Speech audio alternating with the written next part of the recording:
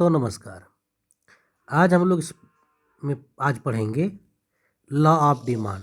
मांग का नियम क्या है। जी हाँ, मांग का नियम क्या कहता है। अच्छा देखिए, मान लीजिए किसी वस्तु का डिमांड होना है, तो मान लीजिए एक्स गुड्स का डिमांड होना, तो किस किस बात पर डिपेंड करेगा। आप सोचिए थोड़ा। तो एक्स की कीमत पर, उससे रिलेटेड अन्य गुड्स उसकी कीमत पर, कंज्यूमर का इनकम है तो उसका इनकम पर, उसका हैबिट कैसा, क्या वो पसंद करता है, किसको ज़्यादा प्रीफर करता है उस पर, है ना। अदर पर भी, एक्सेट्रा पर भी, या कीमत भविष्य में कीमत घटने बढ़ने की संभावना, इन सभी फैक्टर पर डिपेंड करता है।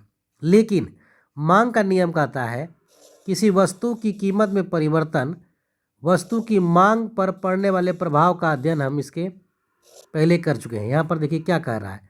मांग का नियम कहता है कि वस्तु की कीमत और उसकी मांग की मात्रा के बीच जो आपसी संबंध होता है वो उल्टा होता है।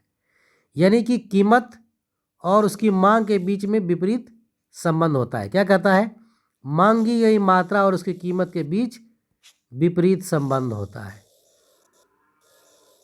क्या होता है, विपरीत संबंध होता है। ठीक है, तो यहाँ पर कब, जब अन्य बातें समान रहे। यदि अन्य कारक अपरिवर्तित, अन्य कारक कौन सा, ये रिलेटेड गुड्स का प्राइस, कंज्यूमर का इनकम, हैबिट और जो एक्सेट्रा है वो सारी चीज़ें। तो डिमांड किस पर निर्भर करेगा, उस कंडीशन में जब अन्य चीज़ें स्थिर हो तो उसकी कीमत पर डिपेंड करेगा। और इसके साथ कैसा संबंध है, उल्टा संबंध।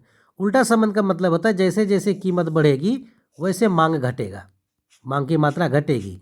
जैसे देखिए यहाँ कीमत 1 रुपया है तो मांग की मात्रा 10 यूनिट है, कीमत 2 रुपया है तो मांग की मात्रा 8 यूनिट है, कीमत 3 रुपया है तो मांग की मात्रा 6 यूनिट है, कीमत 4 रुपया है तो मांग की मात्रा 4, कीमत 5 हो गई तो मांग की मात्रा 2।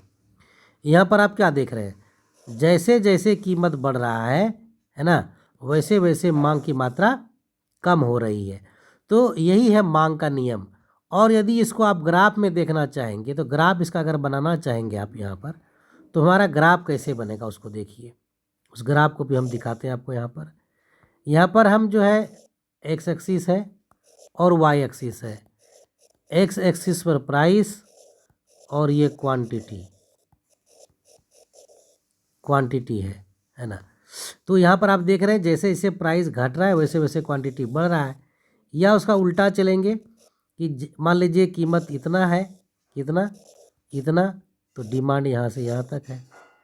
और अगर कीमत बढ़ गई तो मांग की मात्रा कम हो गई, और बढ़ जाए कीमत तो मांग की मात्रा और कम हो जाएगी।